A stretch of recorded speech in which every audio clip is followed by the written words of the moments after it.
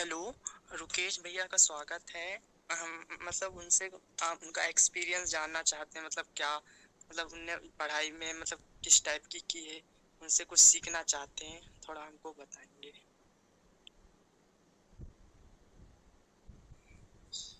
Hello, good morning everybody. Good morning बेटा। Good morning. कैसे हैं आप सभी? Good morning. ठीक है। तो अभी कैसी चल रही है आप लोगों की पढ़ाई? अभी बस स्टार्ट हुई है अच्छा। पढ़ाई, मतलब 20% हो गया सिलेबस लगभग लगभग। बिल्कुल बिल्कुल। तो पढ़ाई की बात की जाए तो सबकी अच्छी चल रही है, क्योंकि आप लोगों के साथ में मैडम जी जो साथ हैं, तो मैडम जिनके साथ में है उनकी लाइफ तो देखा जाए तो सबसे हटके है, अलग ही है। क्योंकि जो इन्वायरमेंट, जो माहौल मैडम के आने से हमको मिला उस कॉलेज में, वो माहौल हमको पहले नहीं मिल पाया था। और लाइफ का एक टर्निंग पॉइंट था जब ये सब चीजें नहीं होता था हमारे लाइफ में, कि हम सीनियर से गाइडेंस लें और आगे अपने लाइफ में करियर में क्या करना है, ये सब प्लानिंग कैसे करना है, इसके बारे में कोई फैसिलिटी नहीं दी जाती। कॉलेज में ये सब माहौल नहीं था, क्योंकि बैहर क्षेत्र का जो कॉलेजेस है और स्कूल्स हैं, वहाँ पर इतना मतलब फैसिलिटी नहीं होता, और लोगों के माइंड में ये बात नहीं आती, टीचर्स भी इतना ज्यादा ध्यान नहीं देते कि लोगों मतलब स्टूडेंट्स हैं वो आगे लाइफ में क्या करना चाहते हैं, उनको कैसे प्लानिंग करनी चाहिए, करियर मार्गदर्शन कैसे दिया जाएगा, इन सब के ऊपर ध्यान नहीं देते। और अच्छी बात यह है कि मैडम हमारे साथ में है, जिसकी वजह से हम सबको ये अपॉर्चुनिटी मिली। तो मेरी लाइफ की बात की जाए तो बस इतना कहना चाहूंगा कि दोस्तों, अगर लाइफ में कुछ करना है तो हमको पहले से प्लानिंग करके चलना होता है। जो हमने नहीं कर पाए, उस टाइम हमको गाइड करने वाले कोई नहीं थे, और जब गाइड करने वाले मिले तो वो मौका, जो समय था, वो निकल चुका था हमारे हाथ से। तो बहुत अच्छी बात यह है कि आप लोग स्टार्टिंग से ही मैडम के साथ में हैं, और हमारे जो कैरियर की जो मेन शुरुआत है, अभी तक तो हम पढ़ाई कर रहे थे, अब हमको आगे कुछ नया करना है लाइफ में, जो भी करना है अब करना है हमको। क्योंकि कॉलेज, आप लोग एमएससी में हो, तो एमएससी के बाद हमको एक डिसीजन लेना पड़ता है कि लाइफ में आगे करना क्या है, और अपना बेस मजबूत करना पड़ता है। तो अभी से आप लोग डिसाइड कर लो कि आगे हमको करना क्या है। अगर तैयारी करना है तो तैयारी बेखूबी से लग जाओ कि आपको करना क्या है। और अगर कोई बिजनेस प्लानिंग होगा, बिजनेस माइंडसेट होगा, तो बिजनेस के लिए जो भी आप प्लानिंग कर रहे हो या फिर सोचे होंगे, उसके लिए आप लोग आगे बढ़ो।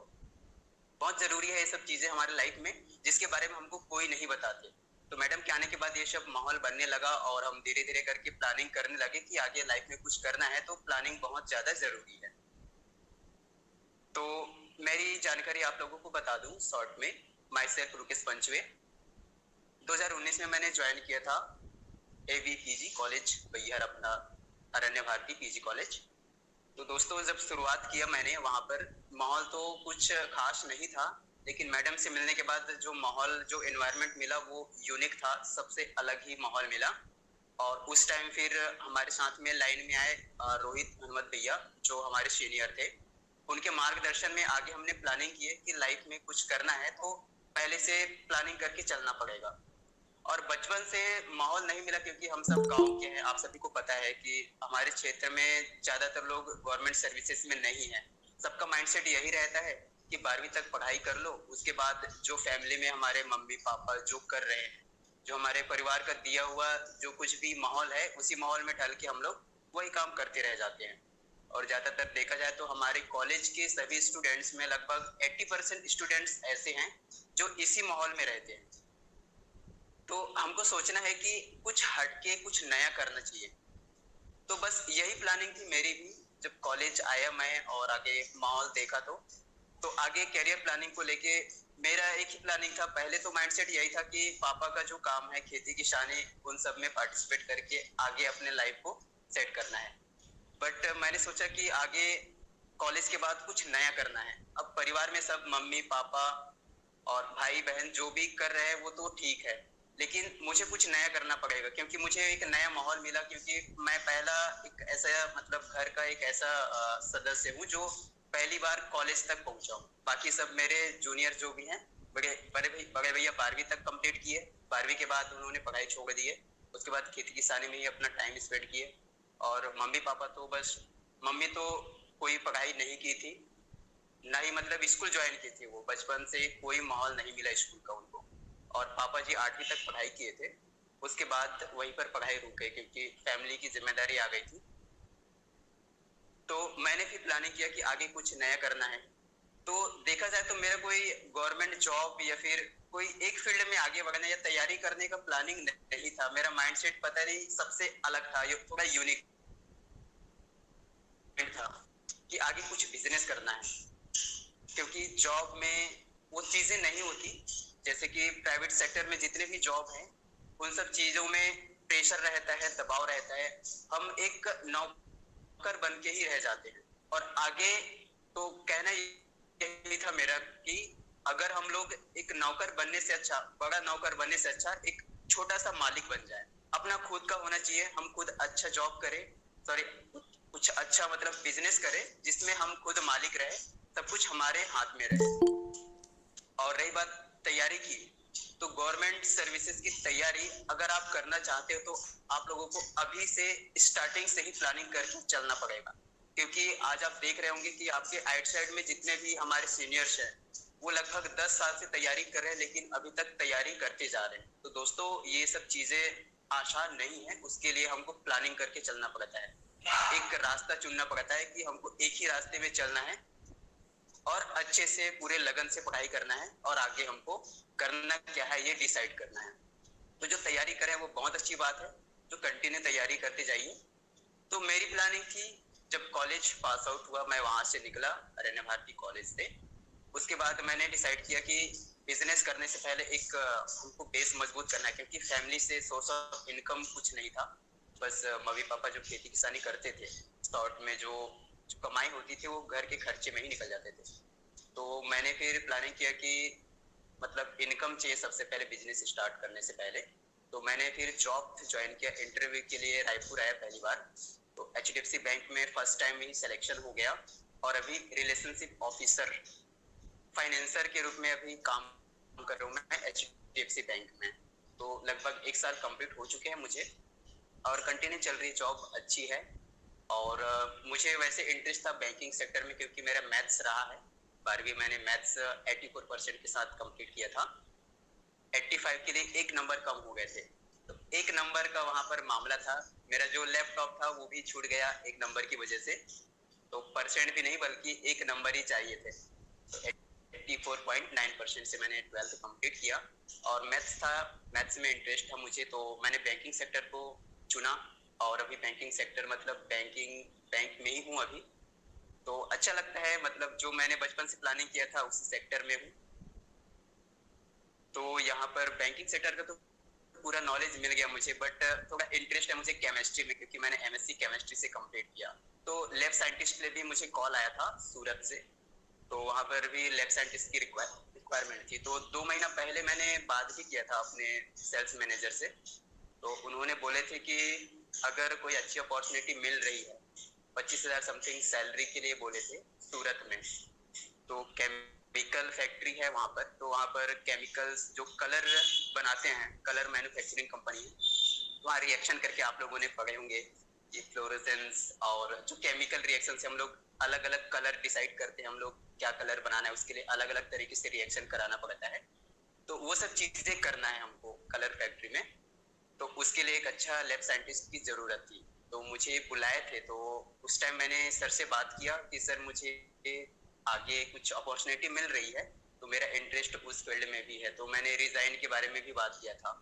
तो फिर आगे बात हुई, अपने जो सीनियर थे उनको सर ने बुलाए और जो एरिया हेड थे हमारे रायपुर के, उनको बुलाने के बाद डिसाइड किए उन लोगों ने, पता नहीं क्या डिस्कशन किए कि आगे प्रमोट कर देंगे मैनेजर के पोस्ट पे। तो अच्छा लगा मुझे भी कि आगे प्रमोशन अगर मिल जाएगा तो बहुत अच्छी बात है, इसी फील्ड में रहेंगे।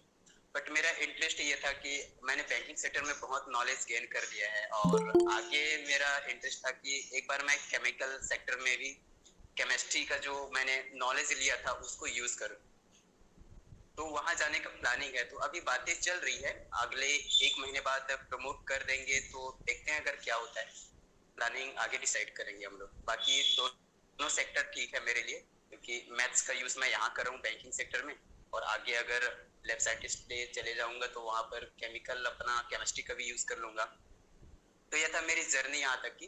बाकी मेरा जॉब समथिंग 5 साल तक का प्लानिंग है, हर सेक्टर में नॉलेज लेते हुए 5 साल तक जॉब करने के बाद जब कुछ पैसे इकट्ठे हो जाएंगे कुछ बिजनेस के लिए, तो उसके बाद एक अच्छा बिजनेस करना है और फैमिली के साथ बिजनेस में कंटिन्यू रहना है। तो ये थी मेरी लाइफ की एक छोटी सी जर्नी, जो ज्यादा बेटर नहीं है, एक नॉर्मल आम इंसान की जो जिंदगी होती है वही जिंदगी है मेरी। बाकी कुछ नया नॉलेज की बात की जाए तो आप लोग कुछ पूछना चाहते होंगे तो पूछ सकते हैं। कुछ चीजें इतना नॉलेज तो नहीं है मुझे, बट आप लोगों को अगर लगता है कि ये पूछना चाहिए तो मैं जरूर अपने लाइफ का एक्सपीरियंस आप लोगों को शेयर करूंगा। बाकी कुछ नया नहीं है दोस्तों, बाकी हम सब आपके जैसे स्टूडेंट हैं, अपने गांव से निकल के है, मैं भी एक किसान का बेटा हूँ। तो आप लोगों में से किसी का कोई सवाल, किसी का कोई क्वेश्चन हो? चलो, बहुत बहुत बधाई हो आपको रुकेश, आपकी जॉब अच्छी चल रही है और 5 साल से पहले ही आप अपना बिजनेस स्टार्ट करें, हमारी यही आपके लिए शुभकामनाएं। और मैं यही जी मैम, बताना थैंक यू चाहूँगी वेरी कि मच। रुकेश ऐसा स्टूडेंट है मुझे जो अरण्य भारती पीजी कॉलेज में मिला है कि अगर मैं उससे कभी भी बोलती हूँ कि जैसे आपने एकलव्य की बात सुनी होगी ना कि अंगूठा तो नहीं मांगती हूँ मैं, लेकिन जब भी बोला है कि ये करना है रुकेश अपने को स्टूडेंट्स के लिए ऐसा ऑर्गेनाइज करना है, आज तक मैं बोल सकती हूँ कि ना तो कभी नहीं कहा, हमेशा हाँ ही कहा है और आगे बढ़ने की कोशिश करी है। ये जो प्रोत्साहन मुझे मिलता है ना, इसीलिए मैं आगे बढ़ पाती हूँ। मुझे अगर आप लोग हमेशा ना बोल दो कि मैम इच्छा ही नहीं है, करना ही नहीं है, या ये तो फालतू की चीज़ है मैम, वही चलाते आ रहे हो, जो पहले चल रहा है वही चलाओ, तो फिर मैं भी हतोत्साहित हो जाऊंगी ना। तो अब आपके मन में जो भी क्वेश्चंस हैं, देखो अब आपके सीनियर्स आपके साथ में आए हैं, उन्होंने अपना कीमती समय निकाला है, तो अपना थोड़ा जो भी डाउट है, जो बनना है, जैसे सूरत में केमिकल एनालिस्ट की बात करी है रुकेश ने, तो वो पूछ सकते हैं कि उसके लिए क्या करना पड़ता है, कैसे अप्लाई किया था, कैसे जॉब इंटरव्यू आया। तो अपना अनम्यूट करो और वीडियो ऑन रखोगे ना तो हमको इंटरेस्ट आएगा, हम बोर हो जाएंगे ऐसे नाम पढ़ पढ़ के। सबका वीडियो ऑन होना चाहिए ताकि हमें दिखे, जो भी बात रख रहा है अपनी वीडियो ऑन करके रखना। और हमारे बीच शीतल भी आ चुके हैं, रुकेश की बेच की हैं शीतल पांडे, ये भी बहुत ब्रिलियंट स्टूडेंट हैं। ये मतलब आप केमिस्ट्री से रिलेटेड जो भी नॉलेज है आपको वो भी पूछ सकते हो, है ना। नोट्स से रिलेटेड है, कैसे नोट्स बनाते हैं और कैसे पढ़ाई करी थी। हमारे साथ में बीएससी वाले स्टूडेंट भी है रुकेश, तो बीएससी वाले क्या है, थोड़ा सा अभी अनक्लियर रहते हैं कि आगे क्या करना है। तो आपकी जो बीएससी की लाइफ रही है रुकेश और शीतल शीतल, तो आप उनसे वो डिस्कस करो कि आगे आपने केमिस्ट्री से एमएससी करने का कैसे सोचा, क्योंकि कुछ फाइनल ईयर के स्टूडेंट्स भी हैं।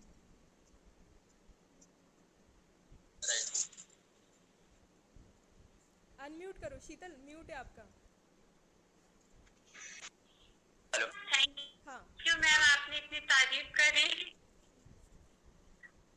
मैं सबसे पहले मैं अपना इंट्रोडक्शन देना चाहूंगी कि मेरा नाम शीतल पटले है, मैंने एमएससी यहाँ बैयर कॉलेज से किया है।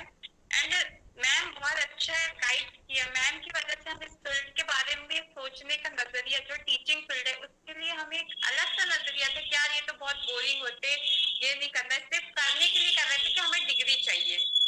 बट जब हम मैम से मिले तो मैम ने पढ़ाने का तरीका एंड उन्होंने जो गाइड किया वो बहुत अच्छा है। और मैं अपने जूनियर से कहना चाहती हूँ कि आप जहाँ भी जो भी सब्जेक्ट पढ़े उसको अच्छे से पढ़िए, क्योंकि हम बोरिंग समझ के पढ़ते कि हमको पास होना है कह के पढ़ते हैं। आप वो सोच के मत पढ़िए कि हमें सिर्फ पास होना है, क्योंकि अगर उस चीज से पढ़ते हैं तो हम आगे कुछ भी नहीं कर पाते। तो मैं सबसे पहले तो कहना चाहूंगी कि आप जो भी पढ़ रहे हैं वो मन लगा के पढ़िए, अच्छे से इंटरेस्ट से पढ़िए, क्योंकि लाइफ में हम उस टाइम तो पढ़ लेते रटने किससे, पर जब हमें बाद में उस चीज की नॉलेज होती है, समझ आती है, तो बहुत दिक्कत जाती है, क्योंकि हमारा ना बेसिक क्लियर हो पाता ना ये। तो सबसे पहले अपना बेसिक क्लियर करने के लिए अपने जो नोट्स है, अपने जो सीनियर से उनसे पूछिए, ये करिए, डिस्कस करिए, वो आपको बहुत अच्छे से बताते हैं। और मैम तो काफी कुछ अच्छे से गाइड करती है।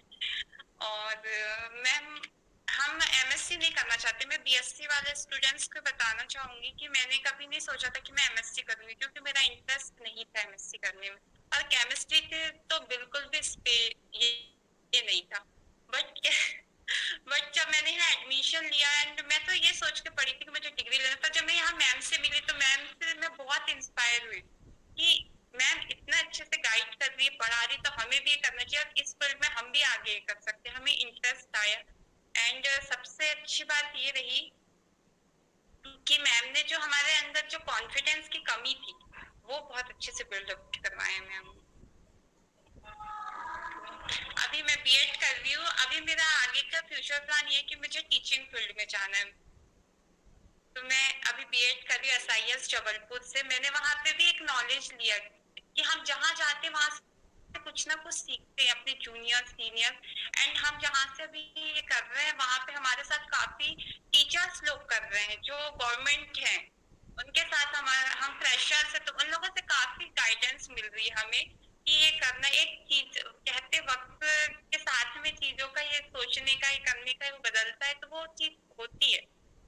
तो आप लोग और सबसे बड़ी बात कि हम सोचते हैं कि हम छोटी जगह से हैं, यहाँ से हैं, तो हम क्या कर पाएंगे, ये कॉलेज क्या, बड़े बड़े कॉलेजों का सुनते हैं वहाँ के बच्चे ब्रिलियंट होंगे, ऐसा कुछ नहीं।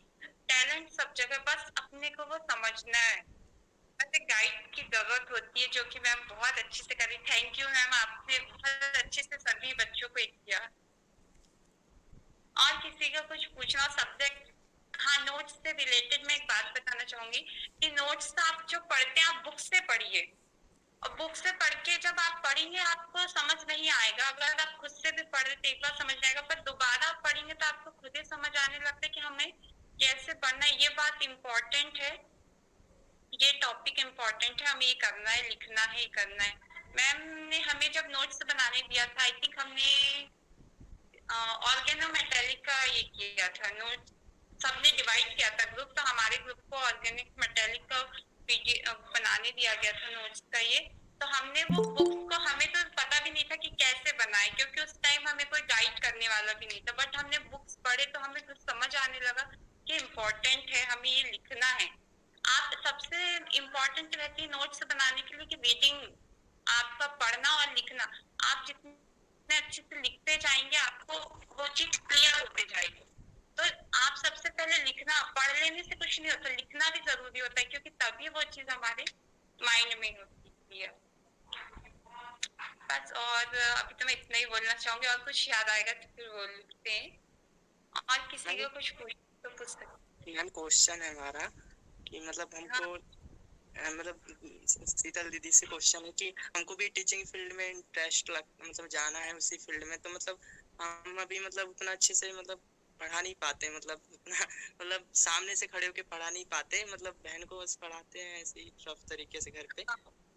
तो मतलब जाते हैं ब्लैक बोर्ड में तो उतना वो कंफर्टेबल फील नहीं कर पाते, मतलब हाँ, अच्छे से नहीं समझ पाते। ये चीज हमारे साथ भी हुई थी कि हमें फर्स्ट टाइम जब ये हुआ था कि हमें जाके वहाँ कैसे पढ़ाना है, तो ये चीज हम खुद इस फील्ड में नहीं थे, तो हमें तो पढ़ाने का, किसी को समझाने का भी नॉलेज नहीं था। पर जब हम यहाँ एमएससी किए थे, यहाँ प्रेजेंटेशन जो होती है ना, आप उसमें पार्टिसिपेट कीजिए, आप बोलिए बातों को, तो आपके अंदर एक कॉन्फिडेंस आएगा। तो आपको एक चीज, और जो चीज आप पढ़ाने वाले वो पहले से पढ़ के जाइए, तो आपके क्या है कॉन्फिडेंस, किससे आप बेझिझक होकर वो चीज पढ़ा सकते हो, सामने वाले वो चीज समझा सकता है, समझ सकता है। जी जी। ठीक है। और कन्हैया, एक बात और बताना चाहूंगा मैं कि एक टीचर की जो जिम्मेदारी होती है वो सिर्फ पढ़ाना नहीं होता, बल्कि करियर में बच्चों को क्या करना है, और लाइफ में एक होती है ना कि हम जिंदगी में एक सीन लग जाता है कि एक टीचर कैसा है, लोग उनको याद करते हैं। हमारे लाइफ में इतने सारे टीचर्स आए, लेकिन हम किसी के साथ ज्यादा डिस्कशन नहीं कर पाते और न ही उनसे मिल पाते हैं हम, बट मैडम के साथ हमेशा कंटिन्यू बातें होती रहती है। तो एक टीचर एक इमेज छोड़ के जाता है अपने स्टूडेंट्स के बीच में, वो चीज हमको बरकरार रखना है कि हमको भी याद करे, तो बाकी टीचर से कुछ यूनिक करना है।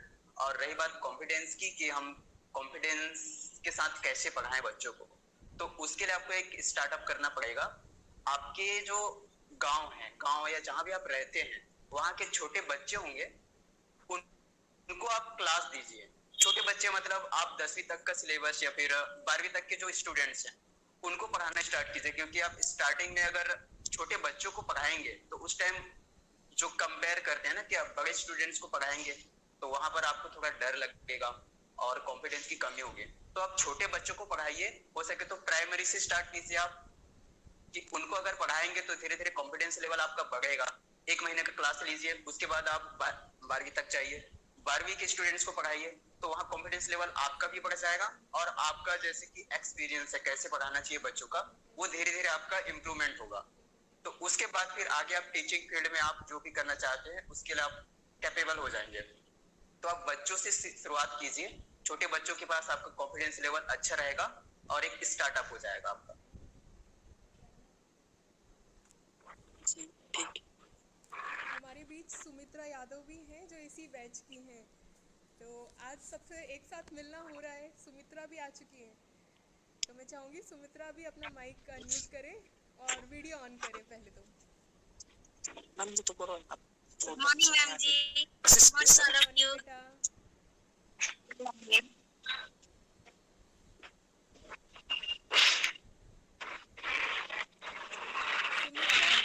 जूनियर्स को कुछ कहना चाहेंगे? मेरे पीछे लैब में भी बैठे हुए हैं कुछ जो अभी नए स्टूडेंट आए हैं ना, न्यू एडमिशन वाले बीएससी फर्स्ट ईयर के, तो उनके मन में भी रुकेश भैया, शीतल दीदी और सुमित्रा के लिए बहुत सारे क्वेश्चंस हैं, तो मैं एक एक करके आप इनको बुलाती हूँ, आप उनको सॉल्व कीजिए, है ना?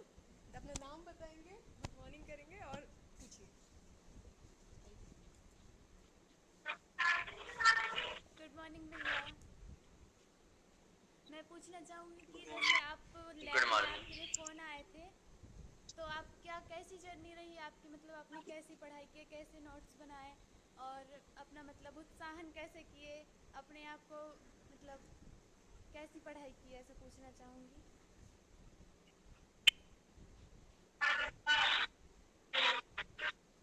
बहुत अच्छा क्वेश्चन है और पढ़ाई करने के लिए बहुत जरूरी है ये क्वेश्चन। देखिए, पढ़ाई और नोट्स की बात की जाए तो नोट्स अगर हम किसी और की कॉपी से अगर उसको नोट करते हैं तो वो नोट्स नहीं कहलाता। नोट्स हमारा एक एक्सपीरियंस होता है। कुछ नोट्स ऐसे होते हैं जिसको अगर हम क्रिएट करते हैं, हम अपने हाथ से बनाते हैं, अपने हैंड राइटिंग से बनाते हैं, तो वो चीज केवल हमको समझ में आता है। क्यों? क्योंकि हम उसको समझकर बनाते हैं। लेकिन अगर वो नोट्स किसी और को देंगे तो वो समझ नहीं पाएगा। तो जो कैलकुलेशन होता है जो हम बनाते हैं उसको समझकर अच्छे से अपने लैंग्वेज में उसको डिजाइन करते हैं। केवल कंप्यूटर के लैंग्वेज में या फिर जो बुक में लिखी हुई है उसको हम छाप देते हैं तो वो नोट्स नहीं कहलाता। उसको अपने लैंग्वेज में, सिंपल लैंग्वेज में उसको लिखना होता है। तो आप जो भी कोई भी थ्योरी आप उठाते हैं उसको पढ़ते हैं, तो पढ़ते समय आप उसको समझिए, उसको लाइफ में एनालाइज कीजिए कि ये जो थ्योरी है उसको हम लाइफ में कैसे यूज करें। उस केमिकल प्रॉपर्टी जानिए, उसको समझिए कि इसका यूज हम लाइफ में कैसे यूज करते हैं। जैसे एथिलीन हो गया, हमारे बहुलक हो गए, तो बहुलक का जो इस्तेमाल हम करते हैं लाइफ में, आप पॉलीथीन यूज करते हैं लाइफ में। ये तो लाइफ के हर फील्ड में जहां भी आप जाएंगे आप पॉलीथीन यूज करते हैं। तो उनके स्ट्रक्चर को आप समझिए कि पॉलीथीन मतलब आप उसको इमेज बना लीजिए कि हमारे लाइफ में जो यूज करते हैं पॉलीथीन वो बहुलक है एक। तो इस टाइप से आप एनालाइज करके अपने लाइफ में उसको इन्वॉल्व करके देखेंगे तब समझ में आएगा। और उसमें सिर्फ आप पढ़ेंगे नहीं बल्कि आपको इंटरेस्ट आने लगेगा, आपको मजा आने लगेगा कि हाँ ये लाइफ में हमारे हैं, ये जितने भी पार्ट्स हैं हम लाइफ में यूज करते हैं। सोडियम क्लोराइड, आप सिंपल सोडियम क्लोराइड बोलेंगे तो उसकी कोई वैल्यू नहीं है, केवल एक थ्योरी हो गया और उसको हम केवल पढ़ेंगे, माइंड से निकल जाएगा। लेकिन उसको हम एनालाइज करेंगे कि सोडियम क्लोराइड हम डेली लाइफ में यूज करते हैं, नमक है जिसमें सोडियम और क्लोरीन का कॉम्बिनेशन होता है, दोनों के रिएक्शन से सोडियम क्लोराइड बनता है। तो उसको लाइफ में हम हर दिन यूज करते हैं, उसके बिना हमारे सब्जी का कोई स्वाद नहीं होता। तो ऐसी चीजों को हम अपने लाइफ में लेकर सोचेंगे तब हमको समझ में आएगा और उसको पढ़ने में इंटरेस्ट आएगा, हमको मजा आएगा। जैसे साबुन का भी होता है, तो साबुन का स्ट्रक्चर, तो इन सब चीजों को पढ़ेंगे कि कैसे पृष्ठ तनाव की वजह से हमारे जो जितने भी गंदे कपड़े हैं वो जल्दी से क्लीन हो जाते हैं, साफ हो जाते हैं। डिटर्जेंट का स्ट्रक्चर हम समझेंगे कि उसमें क्या रिएक्शन होता है जिसकी वजह से जो मैल हैं हमारे कपड़े में वो कैसे बाहर आते हैं, उनको एनालाइज करके देखिए आप। और उसके 3D वीडियोस देखिए, यूट्यूब से देखिए। आजकल वीडियोस ऐसे मिल रहे हैं हमको 3D में कि हमको समझने में टाइम नहीं लगता, बस 2 मिनट में आया वीडियो हम देखते हैं और 2 मिनट में समझ में आ जाता है। तो आप लोग यूट्यूब का फुल फायदा उठाइए, क्योंकि बहुत से लोग ऐसे हैं जो चैनल बना के रखते हैं और बहुत अच्छे से समझाते हैं। तो ये सब चीजें कीजिए, लाइफ को एंजॉय कीजिए, पढ़ाई को एक अपना काम या फिर जिम्मेदारी ना समझे उसको, बल्कि उसको लाइफ में एंजॉय कीजिए कि आप उससे सीख क्या रहे हो और उसको लाइफ में कैसे यूज कर रहे हो। तो आप उसको प्रैक्टिकली अगर सोचेंगे तो जल्दी समझ में आए। थैंक यू भैया। आप लोगों का कोई क्वेश्चन? चलो अभी तुम आ जाओ, है ना। Anyone please. सुमित्रा बेटा वीडियो ऑन करो, देखना चाहेंगे हम आपको, अगर कंफर्टेबल हो तो। नहीं तो ऐसे ही ऑडियो में भी आप गाइड करेंगे। अभी हमारे पास में लैब में आपका जो आपके बाद वाला बैच है अभी मैं ऑडियो में ही बोलना चाहूंगी। हाँ बेटा सुनो, आपके बाद वाला जो बैच है ना, मतलब अभी जो पास आउट हो गए मैं MSc थोड़ा सा करके। प्रैक्टिकल, हाँ बेटा बोलो बोलो। जी जी, मैं प्रैक्टिकल्स लेबोरेटरी के बारे में थोड़ा थोड़ा सा बताना चाहूंगी कि आप लोग को जो प्रैक्टिकल्स करते टाइम आप लेबोरेटरी में जाते हो तो किस प्रकार से सेफ्टी के साथ जाना चाहिए, इसके बारे में बताना चाहूंगी मेरे जूनियर्स लोग को। तो प्रैक्टिकल में जैसे कि आप लोग प्रैक्टिकल्स करने लेबोरेटरी में जाते हो तो आप लोगों को पूरे सेफ्टी के साथ लेबोरेटरी में जाना चाहिए, क्योंकि लेबोरेटरी में बहुत सारे केमिकल्स वगैरह होते हैं जो हमारे बॉडी पर पड़ने से बहुत बैड इफेक्ट होता है। मैम जी मेरी आवाज आ रही है ना? हाँ बेटा आवाज आ रही है बेटा। हाँ सुमित्रा, आ रही है आवाज। जी जी। तो जब हम प्रैक्टिकल्स करने लेबोरेटरी में जाते हैं तो अपने सेफ्टी के लिए हमको ऊपर से एक एफ्रॉन डाल लेना चाहिए, जिससे हमारा बॉडी जो है वो केमिकल्स वगैरह से बच सके, है ना। और साथ में आप लोग को अपने हैंड्स पर ग्लव्स पहनकर लेबोरेटरी में एंट्री करना चाहिए, क्योंकि जब हम प्रैक्टिकल्स करते हैं तो प्रैक्टिकल्स करते टाइम हम केमिकल्स का यूज तो करते ही हैं। तो जब हम खुले हैंड से अगर हम केमिकल्स का यूज कर रहे हैं तो वो हैंड्स पर लगने से हमारा हैंड जो होता है वो रिएक्शन कर देता है। तो हमको लेबोरेटरी में जाने से पहले एफ्रॉन, दोनों हैंड्स पर ग्लव्स पहन के और साथ में सेफ्टी चश्मे या काले चश्मे का भी यूज करते हुए हमको केमिकल्स का यूज करना चाहिए। और एक विशेष बात, जब हम प्रैक्टिकल्स टाइम में प्रैक्टिकल्स कर रहे होते हैं तो कोई भी केमिकल्स का जो टेक्सचर होता है उसको उसका स्वाद सूंघ कर नहीं करना चाहिए, स्वाद से या सूंघ कर हमको बिल्कुल भी नहीं करना चाहिए। हमारी मैम एक बहुत अच्छी बात बताती है कि लेबोरेटरी को घर के किचन जैसा ही मानना चाहिए, क्योंकि घर का अपना जो घर का किचन का जो सामान वगैरह होता है, जो चीजें होती है उसको हम खा सकते हैं, सूंघ सकते हैं, लेकिन हमारा जो लेबोरेटरी का जो किचन होता है वहाँ की चीजों को हम खा नहीं सकते, सूंघ नहीं सकते, है ना। लेकिन लेबोरेटरी में हमको बिल्कुल अपने घर के किचन जैसा ही काम करना चाहिए, वर्क करना चाहिए, लेकिन वहाँ की चीजों को हमको सूंघना नहीं है और ना ही टेस्ट करना है। और जैसे कि एक और विशेष बात कि जब हम प्रैक्टिकल्स कर रहे होते हैं तो हम कौन से डेट पर कौन सा प्रैक्टिकल्स कर रहे हैं ये सब एक कॉपी में नोट कर देना चाहिए, क्योंकि जब हम प्रैक्टिकल्स नोटबुक रेडी कर रहे होते हैं तो फ्रंट पेज में ही हमको पूछता है कि आपने कौन से डेट पर कौन सा प्रैक्टिकल्स की हो।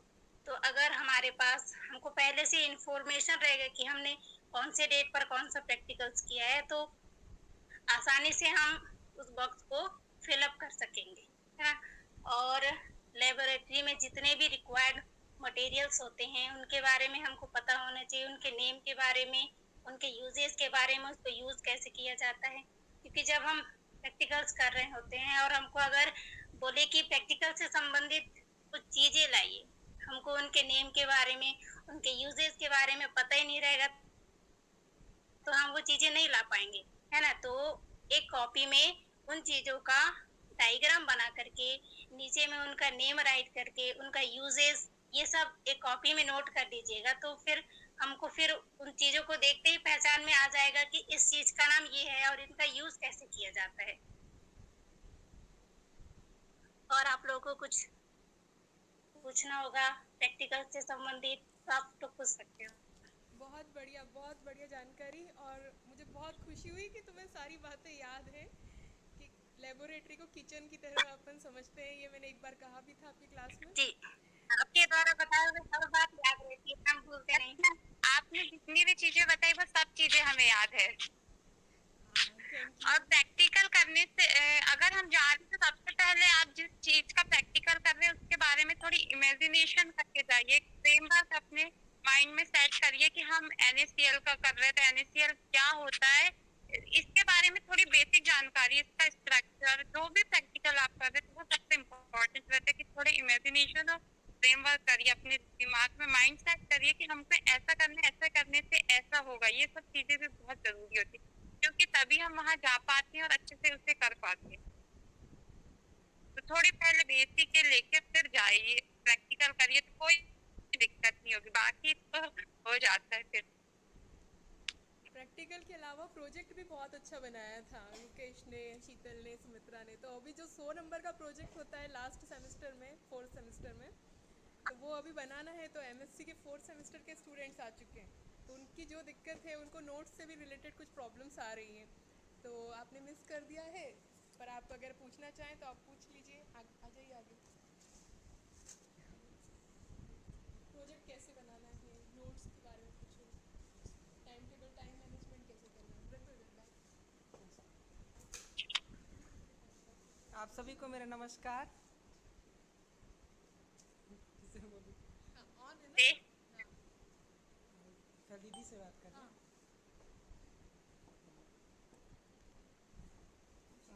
मैम, दीदी सबसे पहले पूछना है कि टाइम टेबल कैसे मैनेज करें हम, मतलब टाइम टेबल कैसे बनाए पढ़ने के लिए। टाइम टेबल आने वाला है, फॉर्म आ यस गया मैम, पढ़ने के लिए टाइम टेबल कैसे बनाएं। अच्छा, डेली डेली इसके लिए कि आपको कैसे पढ़ाई करना चाहिए। हाँ आप सबसे पहले टाइम टेबल ऐसे बनाइए कि आप देखिए कि आपको सबसे ज्यादा टाइम किस सब्जेक्ट में लग रहा है, आपको कौन सा सब्जेक्ट सबसे ज्यादा टफ लग रहा है, तो आप उस पे ज्यादा फोकस करिए। एंड जो सब्जेक्ट आपका इजी है उसको थोड़ा कम समय दीजिए क्योंकि वो चीज आपको बहुत जल्दी से समझ आ जाती है, उस सब्जेक्ट में आपका इंटरेस्ट है तो आप उस सब्जेक्ट को कम टाइम में कवर अप कर लेंगे। पर जो सब्जेक्ट आपको बोरिंग लगता है, अरे भाई मुझे तो ये सब्जेक्ट बहुत डिफिकल्ट लगता है, इसको मुझे ज्यादा समय देना चाहिए, तो आप सबसे पहले उस सब्जेक्ट एज यूजुअली आप सिर्फ पढ़िए उसको। ये मत सोचिए कि मुझे एक बार में ही समझ आ जाएगा, सिर्फ पढ़ने के लिए पढ़िए। आप जब एक बार पढ़ेंगे उसको, 2 बार पढ़ेंगे, 3 बार पढ़ेंगे तो आपको वो चीज आपके दिमाग में आएगी कि ये चीज ऐसा ऐसा, उसके बाद आपको उसमें इंटरेस्ट आने लगेगा। और एक चीज सबसे बड़ी चीज मैंने खुद के एक्सपीरियंस से, जो चीज सबसे ज्यादा टफ लगती है ना हमें कि यार ये सब्जेक्ट बहुत टफ है, ये क्वेश्चन बहुत टफ है, मुझे समझ नहीं आ रहा है, वही चीज सबसे इजी रहती है। और जो चीज हमें सिंपल लगती कभी कभी वो चीज हमें, ये तो सिंपल है कि हम उस पर ध्यान नहीं दे पाते, बट वो चीजें फिर हमारे दिमाग से निकल जाती है। सबसे पहले तो अपने दिमाग से ये निकाल लेना चाहिए हमको कि ये चीज टफ है। आप इंटरेस्ट से पढ़िए, आप अपना टाइम हर इसमें दीजिए। पढ़ने से कुछ नहीं होता, बाकी अदर चीजें भी आप कॉलेज में जितनी चीजें हो रही है आप उसमें पार्टिसिपेट कीजिए। अपना टाइम टेबल ऐसा बनाइए कि हमको अपने घर के भी कामों में करना है और कॉलेज के इसमें भी, और अपनी पढ़ाई भी करनी है क्योंकि सबके अपने अपने ये रहते हैं। तो हमने तो ऐसे ही किया था। आप सुबह का टाइम सबसे अच्छा रहता है पढ़ने के लिए कि आप सुबह के 2 घंटे पढ़िए, आप अपना पूरा कॉन्सेंट्रेट लगाइए। जी इससे क्या होता है, सुबह के टाइम जब हम पढ़ते हैं ना तो हमारा माइंड अदर चीजों से डाइवर्ट नहीं होता, हमें किसी चीज की टेंशन नहीं होती, कुछ नहीं होती, हम फ्री माइंड से उसे पढ़ सकते हैं। और जब आप बाद में पढ़ने बैठते हैं तो बाद में भी पढ़ते हैं पर वो उतने अच्छे से नहीं समझ आती है क्योंकि दिन भर के टेंशन, कॉलेज में ये हुआ वो चीजें याद रहती है। तो आप, और एक रिवीजन बहुत अच्छी चीज होती है कि आपको हर दिन अपना रिवीजन करना चाहिए। जिस दिन आपने कॉलेज में जो पढ़ा वो टॉपिक आप अपने घर में जाके उसको पढ़िए, वो चीज आपको 15 मिनट में ही आपके माइंड में आ जाएगी क्योंकि बिना रिवीजन के हम चीजें भूलने लगते, तो रिवीजन नहीं छोड़ना चाहिए, तो उससे एग्जाम में भी दिक्कत नहीं जाती। हाँ, वो तो करते हैं। उस टाइम तो हम कोविड, हाँ, जब हम लोग थे तब उस टाइम कोविड था, हमने एग्जाम्स नहीं दिया, बट हमने पढ़ाई किए क्योंकि हमें डर था कि कहीं एग्जाम ना हो जाए, नहीं भी होगी तो हम बोले कि नहीं भी दिए हम एग्जाम, बट इन फ्यूचर किसी ने हमसे पूछा कि तुमने एमएससी किया है क्या केमिस्ट्री से और तुम बताओ, तो एक होता है ना कि आप नहीं बताया, आपने डिग्री लेके पढ़ लिया, वो जरूरी नहीं है। तो आप जो भी पढ़े अच्छे से इंटरेस्ट है और एक्साइटमेंट के साथ पढ़िए, और जो वर्ड आपको समझ नहीं आता कि ये रहता है ना, कोई सेंटेंस में कोई लाइन आपको समझ नहीं आ रही, आप उसको अंडरलाइन करिए कि ये लाइन नहीं, आप उसको अच्छे से सोचिए कि क्या होता है, और अपनी डेली लाइफ से उसको कनेक्ट कीजिए, क्योंकि हम जो अपने आसपास देखते हैं ना, वो चीजें बहुत कनेक्टिविटी होती है हमारे सब्जेक्ट में, तो ये चीजें भी काफी हेल्पफुल रहती जो 3 विषय के नोट्स नहीं बन है। पा और रहे हैं उनका कैसे क्या बनाएंगे एकदम से, अभी क्या करें? पूछो, वो गायब ही हो गए। भैया से पूछो। रुकेश भैया नमस्ते। और टाइम मैनेजमेंट, जी बिल्कुल बिल्कुल, नमस्ते भैया हमको ये पूछना है, हेलो जी। जैसा 5 सब्जेक्ट हाँ, आवाज आ रही है। Solid state chemistry, yes. Biochemistry और थर्ड कौन सा? एनालिटिकल, नहीं एनालिटिकल, और जो मतलब ये 4th ऑप्शनल है, मेडिसिनल, 4th और 5th जो ऑप्शनल था उसमें आपने हाँ। कौन सा चयन किया था? 4th सेमेस्टर में हमारा एक मेडिसिनल केमिस्ट्री था। हाँ, हाँ, medicinal chemistry, analytical chemistry. Medicinal लिया था आपने? हाँ, मेडिसिनल और एनालिटिकल केमिस्ट्री, दो केमिस्ट्री थे जो ऑप्शनल थे। एनालिटिकल का तो बना रहे हैं हम नोट्स मैम के थ्रू, मेडिसिनल का जो Yes, है yes, वो yes. नोट्स चाहिए था। मतलब कैसे बनाया अच्छा इसका? ठीक है, मैं चेक करूंगा, और मेडिसिनल केमिस्ट्री का मेरे पास जो भी होगा नोट्स मैं आपको ग्रुप में सबमिट कर दूंगा, सभी को मिल जाएगा। कर दोगे?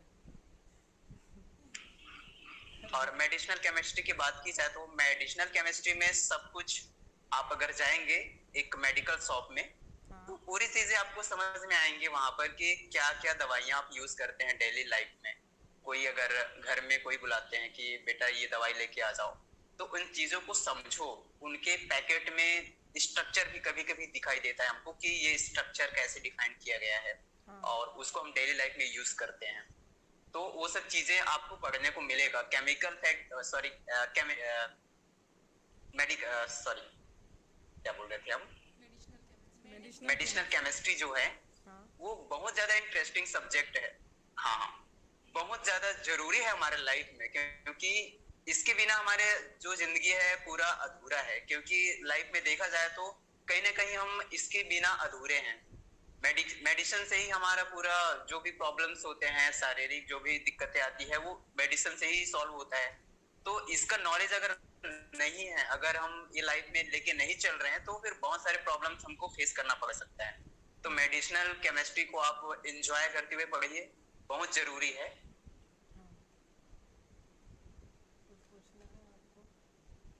और कुछ टाइम मैनेजमेंट का बता रहे थे ना रुकेश?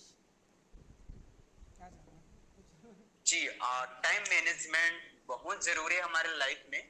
एक लाइन मैंने पढ़ा था ग्रुप में अभी कुछ दिन पहले कि समय और समझदारी एक साथ नहीं आती दोस्तों। जब समय होता है हमारे पास तो समझदारी नहीं आती, और जब समझदारी आती है तो हमारा समय निकल चुका होता है। तो टाइम मैनेजमेंट आप पहले से डिसाइड कीजिए। अगर आपके पास अभी टाइम टेबल नहीं है, आपने अभी तक टाइम टेबल नहीं बनाए हो, तो फिर आपके लाइफ की कोई वैल्यू नहीं है।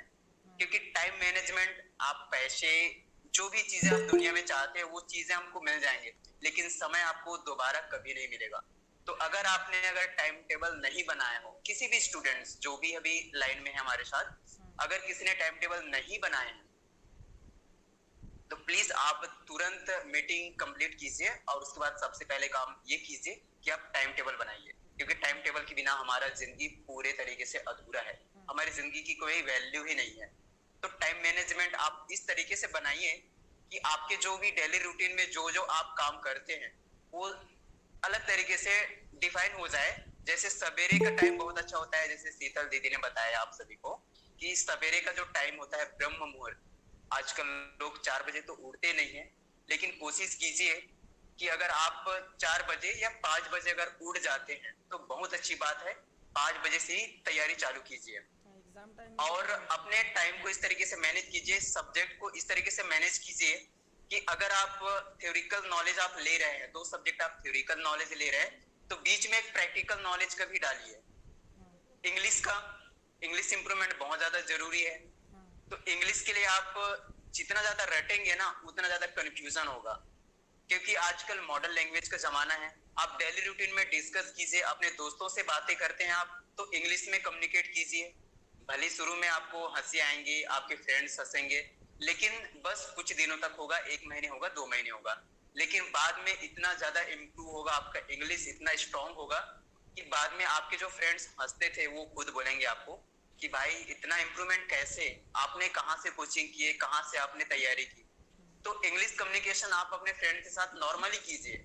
स्टार्टिंग में बहुत सारे मिस्टेक्स होंगे, जरूरी नहीं कि आप पूरे स्ट्रक्चर फॉलो कर रहे हैं। मॉडर्न लैंग्वेज में आपके टूटे फूटे स्ट्रक्चर भी काम आ जाएंगे।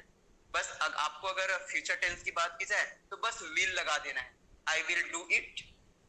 तो बस विल लगाएंगे तो फ्यूचर टेंस में कन्वर्ट हो जाएगा।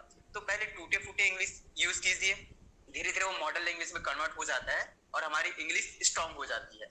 तो स्ट्रक्चर आप लिख के रखिए, पूरा स्ट्रक्चर, ताकि बस आपको दिमाग में ये इमेज बन जाना चाहिए कि फ्यूचर टेंस है कि पास्ट टेंस है कि आपका प्रेजेंट टेंस है।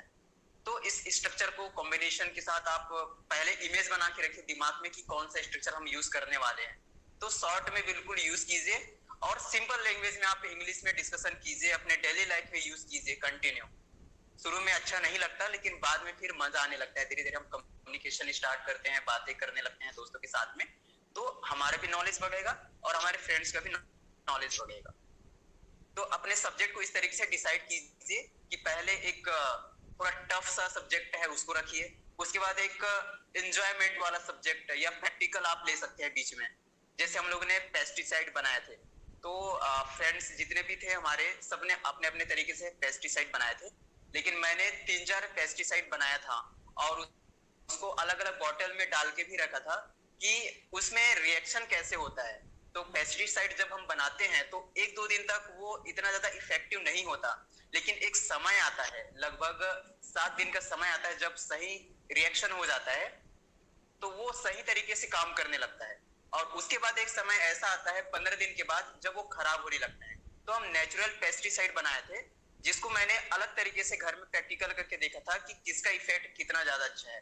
तो मैंने अलग अलग तरीके से 4 भाग में डिवाइड कर लिया था। एक में मिर्ची तेज डाला था, एक में हल्दी तेज डाला था, क्योंकि ये सब एंटीसेप्टिक जो होते हैं हमारे, एंटीबायोटिक होते हैं, जो कीड़े नहीं लगने देते हमारे जो भी जो केमिकल या फिर जो भी हम पेस्टिसाइड बनाते हैं उसमें।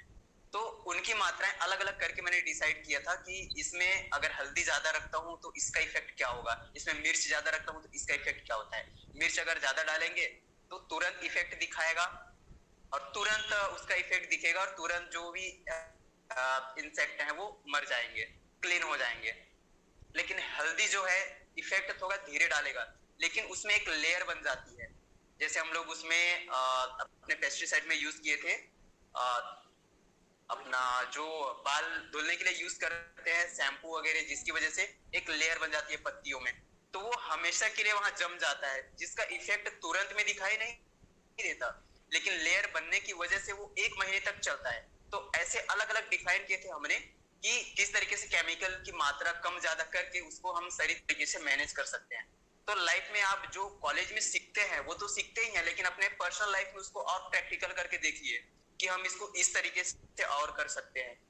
तो अलग अलग तरीके से जब आप काम करेंगे तो उसमें आपको मजा भी आएगा और आपका एंजॉयमेंट, आपका इंटरटेनमेंट भी हो जाएगा बीच में। उसके बाद फिर एक टफ सब्जेक्ट लाइए जो हमको समझ में नहीं आता।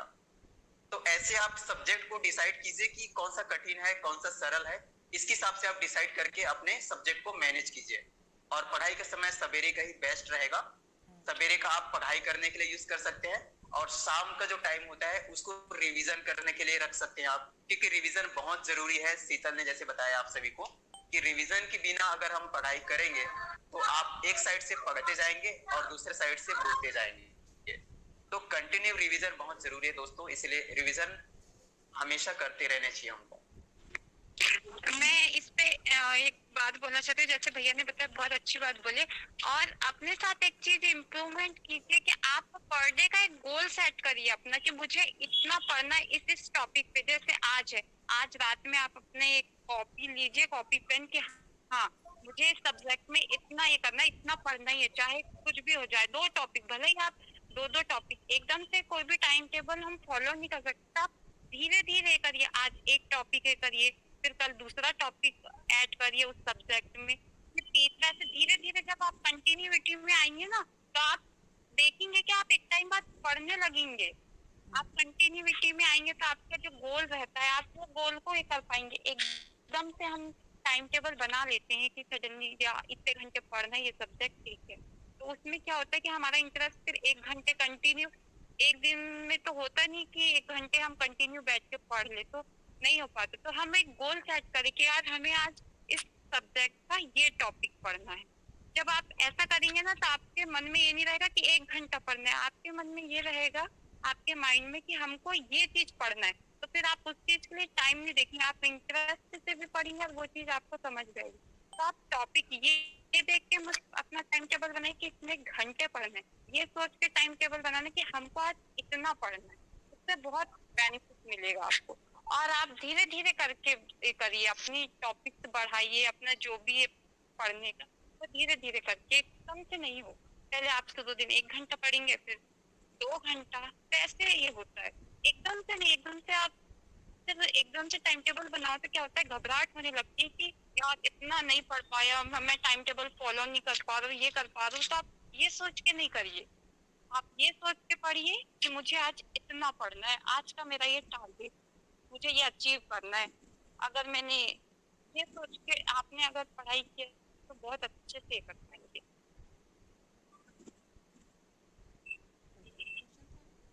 ओके। और किसी को कुछ पूछना है?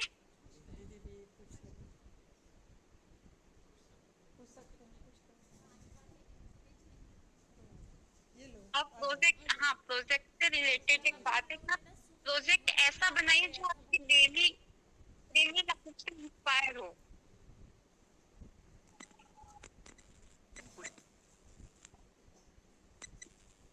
मैं तो बस ये बोलना चाहती हूँ कि जो हमारे सामने चैलेंज था कोरोना वाला, है ना रुकेश, शीतल, सुमित्रा, वो अभी नहीं है। बहुत चैलेंजिंग था कि हम वर्चुअली कैसे पढ़ेंगे साथ में, और अभी तो इतना फैसिलिटी मिल रही है कि कॉलेज भी आ रहे हैं, प्रैक्टिकल भी कर सकते हैं। हमने वर्चुअली भी वो करके दिखा दिया, और सब मतलब गाइड भी हो गया।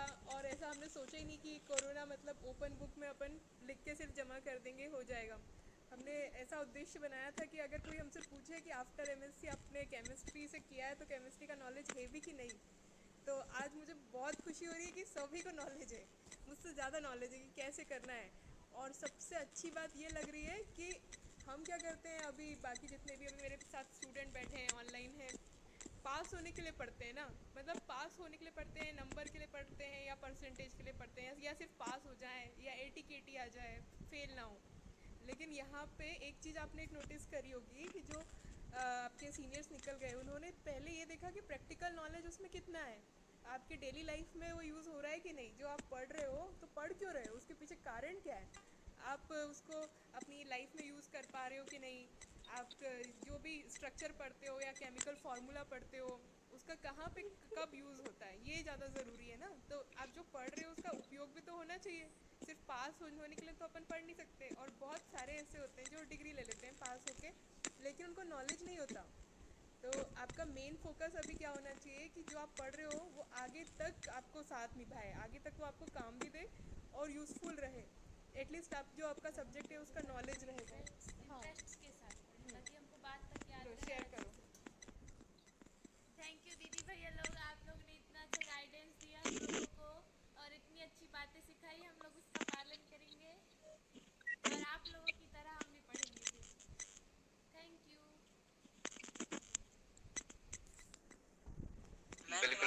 लोगों की भी दुआएं हैं कि आप लोगों को वो माहौल मिलना चाहिए जो कहीं ना कहीं हम लोग उन माहौल से जो वंचित रह गए, हम लोगों ने वो मोमेंट एंजॉय नहीं कर पाए क्योंकि ऑनलाइन मीटिंग होती थी, हमारी क्लासेस जो है ऑनलाइन लगती थी। ज्यादातर क्लास हम कॉलेज में अटेंड नहीं कर पाते थे क्योंकि आपको तो पता ही है कि उस टाइम कोविड की वजह से बहुत दिक्कतें आ रही थी। और अच्छी बात यह है कि आप लोग मैडम के साथ में क्लास में बहुत अच्छे से पढ़ाई करोगे तो नॉलेज हमसे दोगुना मिलेगा और बहुत अच्छे से आप आने वाले टाइम पे जब आप लोग भी अलुमनी हो जाएंगे, जब स्कूल कॉलेजेस छोड़ने के बाद आप जब फिर से जब मीटिंग ज्वाइन करेंगे, अपने जूनियर्स को जब गाइड करेंगे तो हमसे बेटर तरीके से आप लोग एक्सप्लेन कर पाएंगे और बहुत अच्छे से समझा पाएंगे। ये चीज बिल्कुल सही बोली भैया ने। उस टाइम हम लोग ने किए थे तो हमारे लिए सबसे बड़ा चैलेंज था कोविड के टाइम वर्चुअली बहुत दिक्कतें होती थी, कम्युनिकेशन